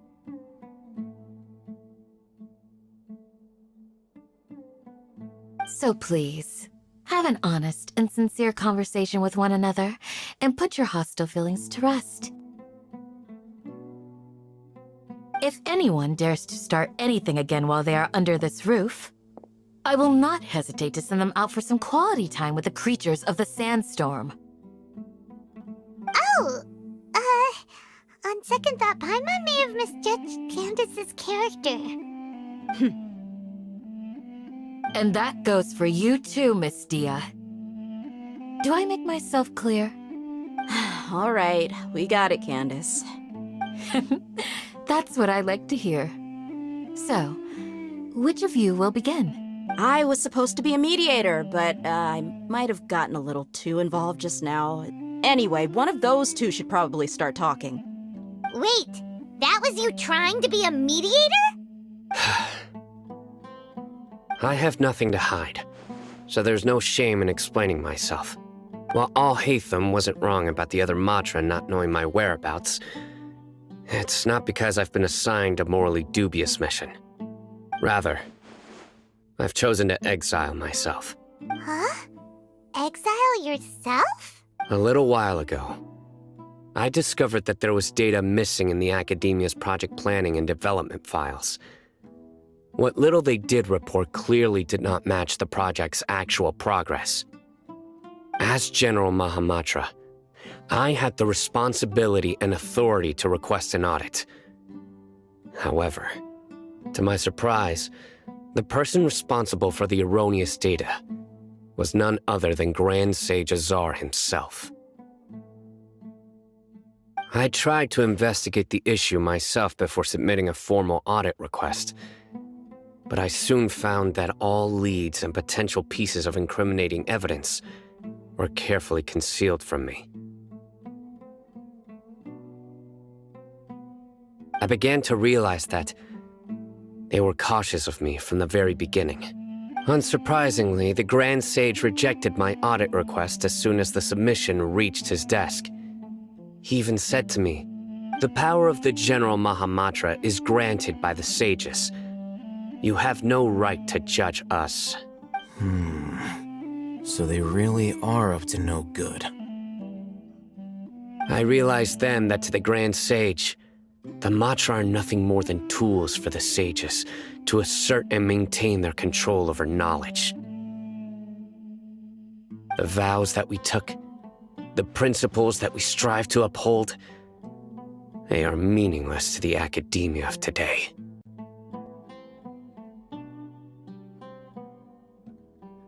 I believed it would be wise to flee the academia before the sages had a chance to take action against me. This way, they can no longer see nor predict my actions.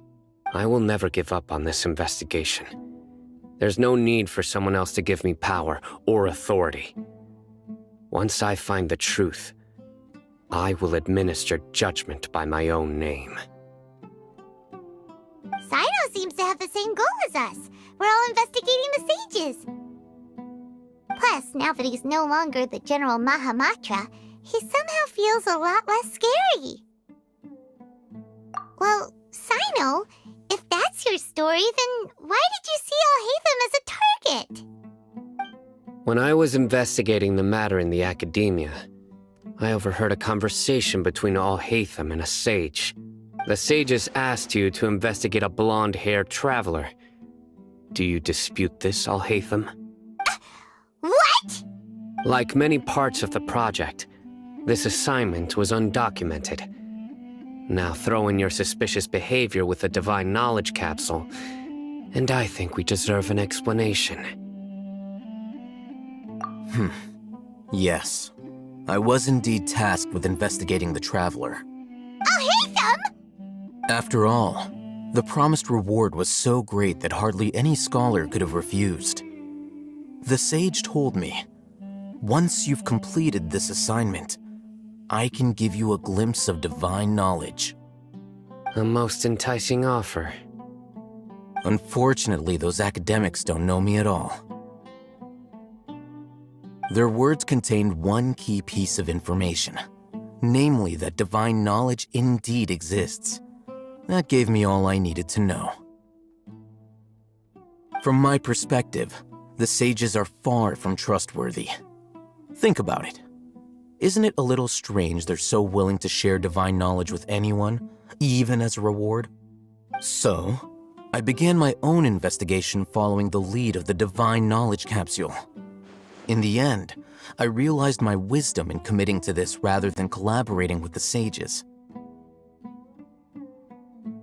Had I been less guarded, I probably would have ended up like that Ain al-Ahmar mercenary, incapable of remaining sane for long enough to hold a conversation. You mean that the sages originally planned to dispose of you, using one of those capsules that drive people insane? I'd already given up on the assignment by then. I only told the Academia I was waiting in Port Ormos for you to appear so they wouldn't suspect anything. So it came as quite a surprise when I encountered my erstwhile target while investigating the Divine Knowledge capsule. Criminals do love to talk about coincidences.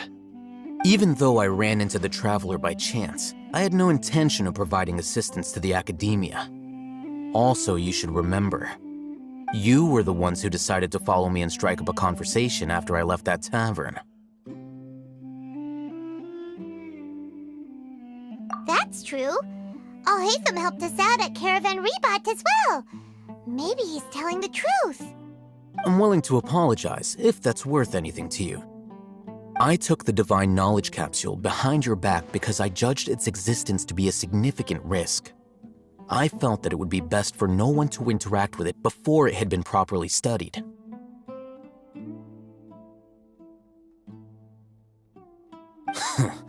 After all, curiosity often proves to be the most dangerous thing in this land.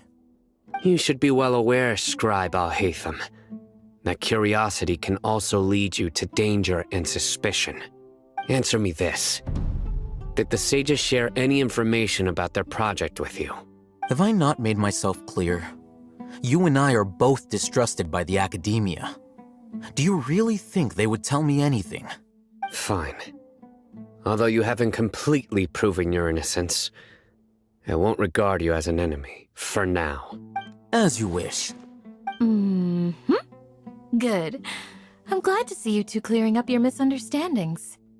And now you, Dia. I believe it's your turn. Oh, sorry. Whatever the boys were talking about must have been so boring that I spaced out. My situation is pretty straightforward. My employer, Dunyarzad of the Homayani family, is friends with the Traveler and is currently recovering from her illness at home. I had nothing going on, so I decided to return to our village for a visit. I was actually looking forward to a pretty exciting time getting back together with everyone here. But then I saw these two random guys in the middle of a pointless argument. It ticked me off, and things went downhill from there. Is that all? Well, I will admit that definitely sounds like your style. In that case, welcome back, Dia. That's more like it. I missed you all so much, Candace. Whoa! What was that sound? No need to worry. Now that you're no longer at each other's throats, please make yourselves at home. I'll take a quick trip outside to clear out some of those creatures in the sandstorm. Creatures? In the sandstorm? Are you sure you don't want some backup? Fighting in a sandstorm is not for the faint-hearted. Anyone without extensive training in these conditions is at a disadvantage. You needn't worry. Yeah, just leave him to Candace. Don't worry, she's as tough as they come.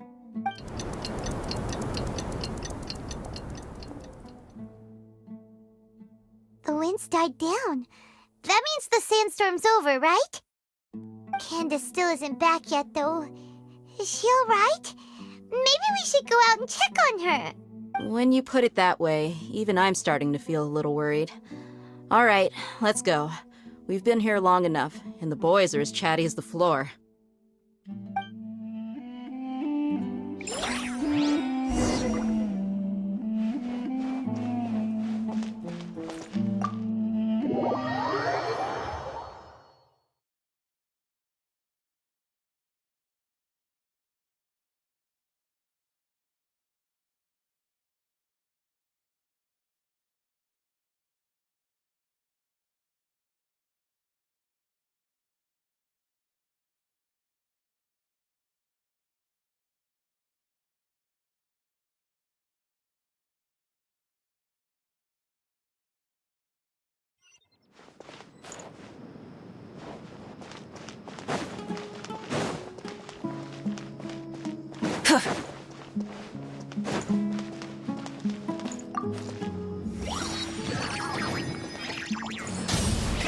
Rev the engines!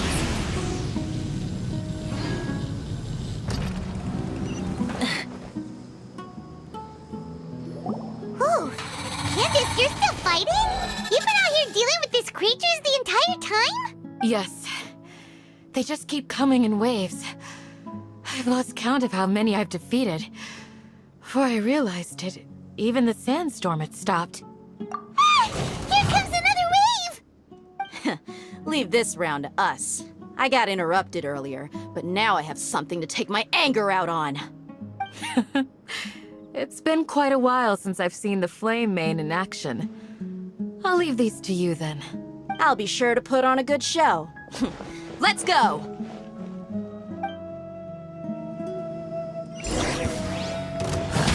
Wrath from the sky! Here comes another wave! When are they ever gonna let up?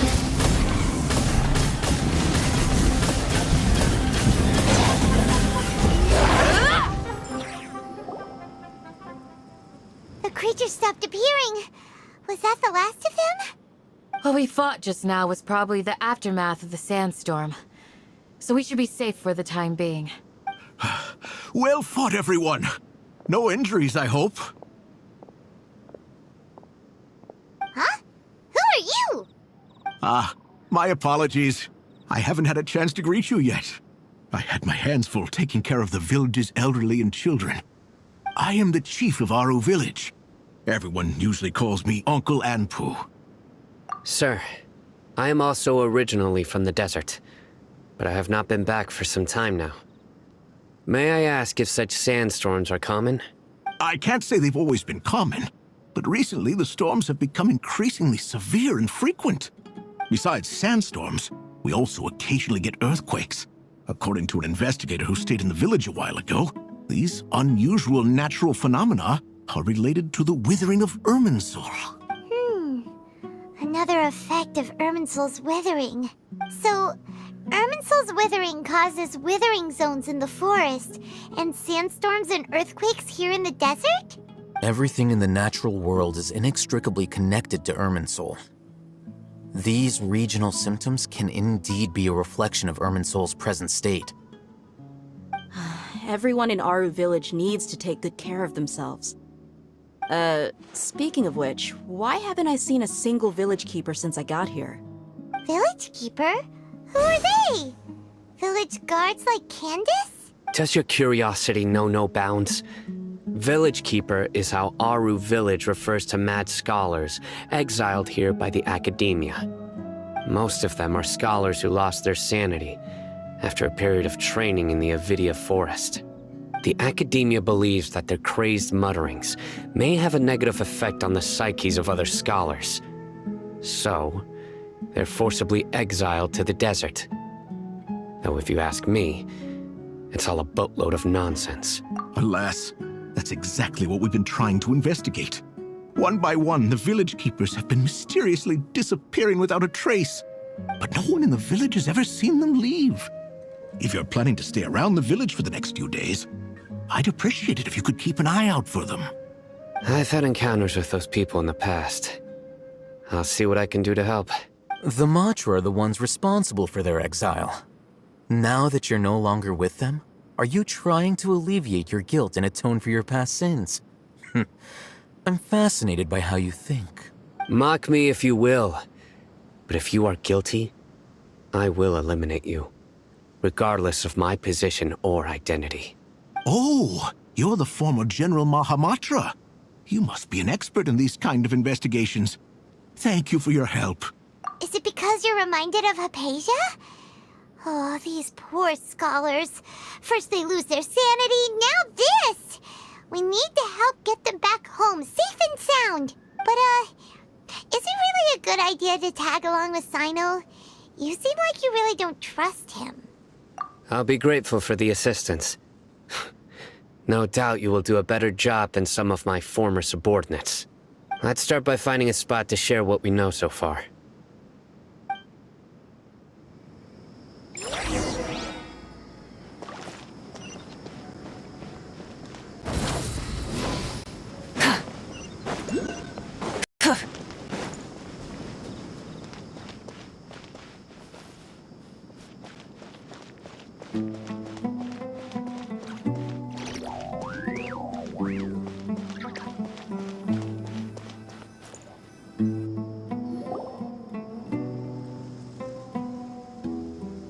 Although I've sent myself into exile, I'm still doing essentially the same things as before. Do you still have any questions for me before we start our investigation? One of my former subordinates told me that this title has its origins in a strange incident. The Academia has long exiled mad scholars to Aru Village. A mysterious phenomenon exists here. When mad scholars first arrive, they are as incoherent and deranged as before. But after spending some time here, they invariably begin to calm down. Initially, the people of Aru Village greatly resented having to take in the mad scholars. But a strange incident one night changed that. Aru Village was struck by the strongest earthquake in living memory. Seeing buildings on the verge of collapse all around him, the then chief of the village was preparing to take everyone to safety. Suddenly, he noticed a mad scholar crouching in a corner, caressing the ground with his hands. A soft, green light radiated from him, like a divine glow against the backdrop of night. Despite the powerful tremors that ripped through the ground that night, all the houses remained upright, almost as if they had grown roots reaching deep into the ground. In the end, not a single building collapsed, and no one was hurt. After that, the people of Aru Village treated the mad scholars with greater kindness, and began to refer to them as the village keepers. The soft green light? A mad scholar protecting Aru Village? What do you make of it, Traveler? Paimon thinks so too. Actually, Sino, do you know if any of the mad scholars continued to wear their Akasha terminals at Aru Village? In theory, they would continue wearing them so the Academia could still monitor their activities. With that said, the main Akasha system would no longer have any interaction with them. Oh, no wonder! Everything makes sense then! Add in the fact that they calmed down, it was probably Nahida who calmed them. If you are able to draw a conclusion from this one story alone, then it appears you possess much more information than I do. So, what do you make of the story?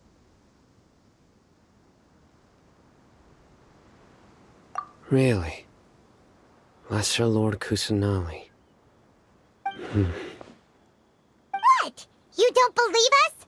Lesser Lord Kusanali was definitely using the Akasha to give her power to the mad scholars! No, it's not so much that I don't believe you. I'm just struck by your reasoning. Lesser Lord Kusanali, the current Dendro Archon, is she really active in Sumeru? The Academia has always placed far greater importance on the late Greater Lord Rukkhadevata. They've more or less ignored Lesser Lord Kusanali, and I've never had any reason to doubt their views. In addition, I've never heard any stories about Lesser Lord Kusanali and her deeds. To me, she might as well have been a god that never existed. No way! Nahida definitely exists! She's a... How should Paimon put it? She's a good Archon who's kind and wise. Even if she says weird stuff sometimes. I've spent many years interrogating criminals, so I can easily tell when someone is lying. Good! Then you should know that we're telling the truth. That look in your eyes.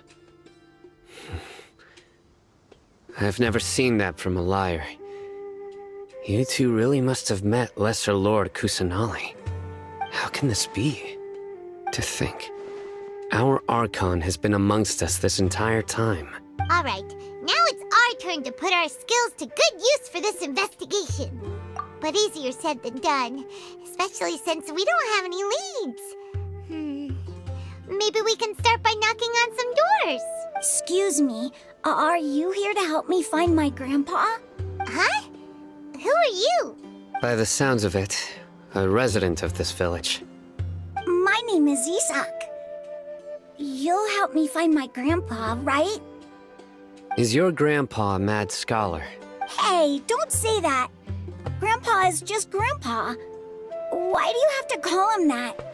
It's not like he's a bad person or anything. The person you're referring to is not a local, yet you are. Why do you call him Grandpa? Grandpa is just Grandpa. He's my family. I heard everything you said to the village chief. Please, you gotta take me with you. I want to find my grandpa. I swear I'll help. I won't be a nuisance. Ah, so you're the one who was eavesdropping on us around the village chief's house.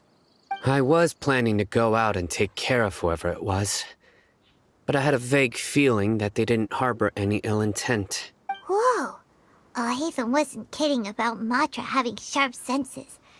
Sino, he's just a kid. All he wants is to find his grandpa. Let's find a way to help him. Sorry. I was only listening in because I wanted to know where Grandpa went. Honest. If you don't believe me, you can ask Miss Candace. All right. But first, let's confirm the facts with Candace.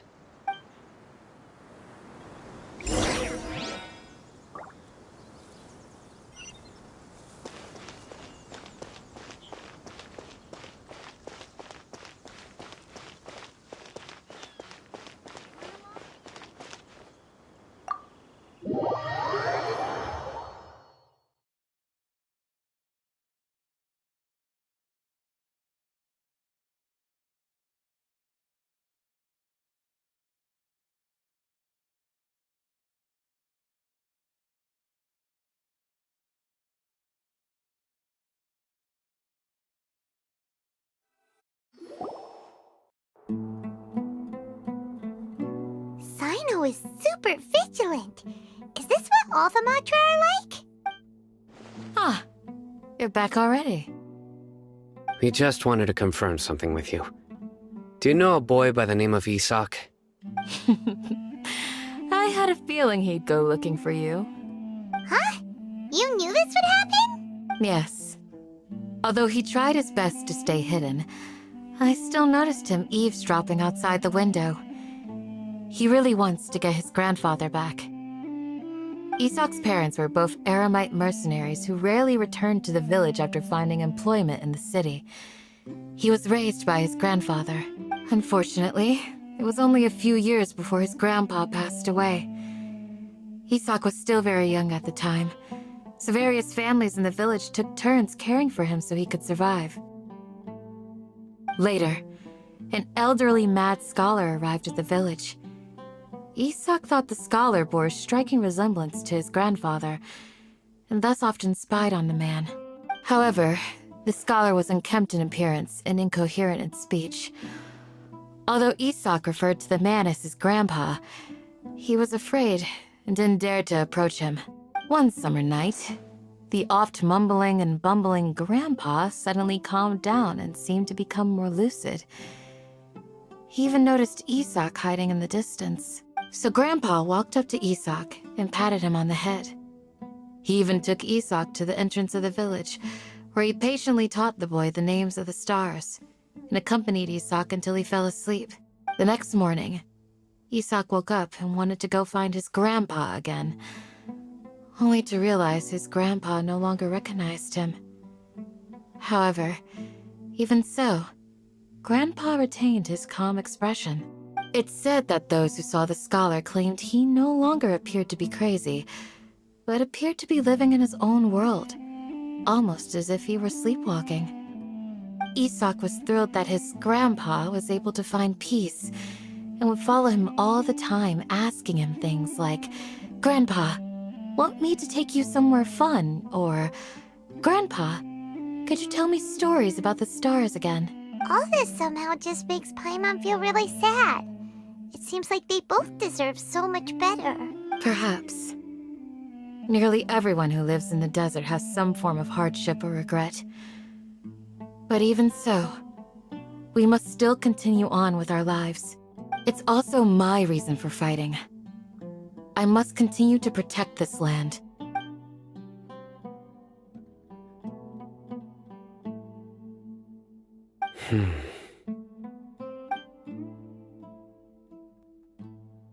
Maybe the people have always had a considerate god watching over them. Huh? What did you say, Sino? No, nothing. As long as Esau keeps his word and doesn't get in our way, we can take him along. Perhaps you are more compassionate than I gave you credit for. Please accept my thanks on Isak's behalf, Sino.